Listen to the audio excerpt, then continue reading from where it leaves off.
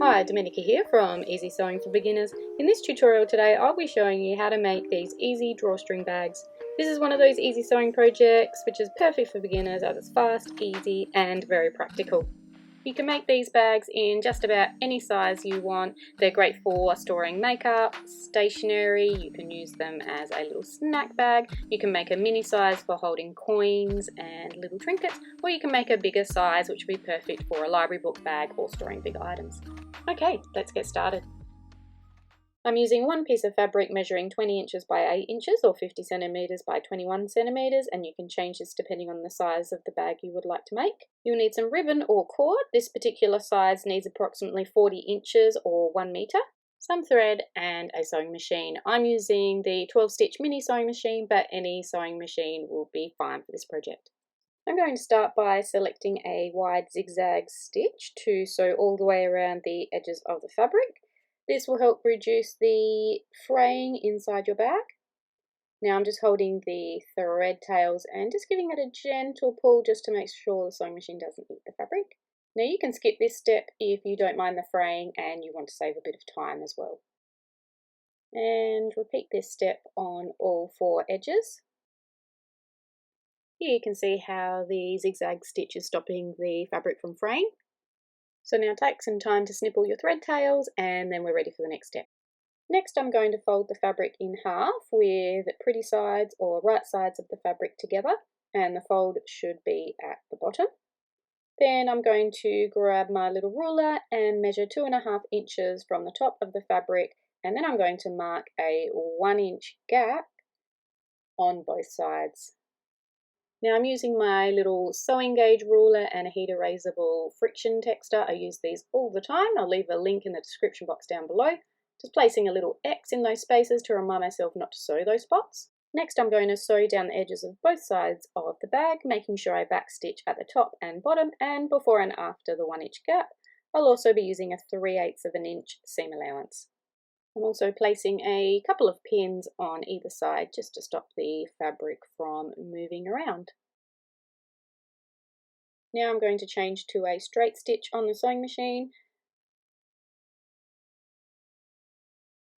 I tend to line up the edge of the fabric with the side of the presser foot, and I'm just going to hold those thread tails there as the top of the needle can sometimes unthread itself, and off I go, doing a back stitch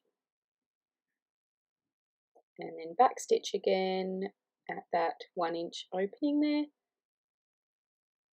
So I'm going to make sure the needle's up, lift up my presser foot and just move down to the next line that I marked. Take a few stitches and back stitch again, and now I'm going to stitch all the way down to the bottom and back stitch again, and just repeat that on the other side. Now you should be able to see your holes on both sides of the bag there. Next I'm going to fold down the top of the bag about 1.5 inches, and I'm just going to measure that with my handy dandy sewing gauge ruler. Let's measure the other side as well. I'm going to place a couple of pins just to hold that in place. If you take a peep on the inside, you should be able to see the holes on the inside at the top there. Now it's time to sew that folded part down. If you have a removable accessory compartment or extension table in your sewing machine, now would be a good time to remove it so you can access the free arm part of your sewing machine. I'm going to line up the left side of that folded part with the left side of the presser foot, and I'm going to sew all the way around, remembering to backstitch at the beginning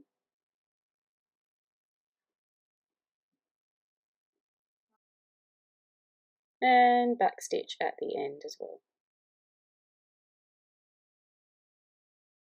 Next I'm going to turn the bag right side out and push out those corners.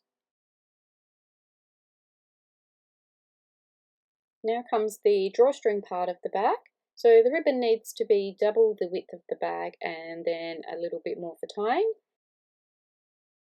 And you will need 2 of these. I'm going to be using a paper clip to thread the ribbon through the channel at the top, but you could easily do it with a safety pin or a bodkin as well. So find the hole in the side of the bag and you're going to thread that ribbon through. Just be careful to not lose the ribbon tail at the other end. You go all the way around and come out that same hole. And then you're going to repeat that with the other ribbon in the other hole. Make sure the ribbon ends are even and tie a knot in both of them.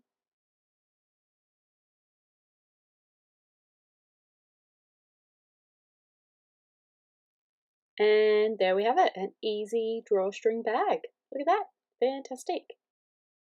Now to finish off, trim the ends of your ribbon if needed and use a flame to melt the ends to stop any fraying.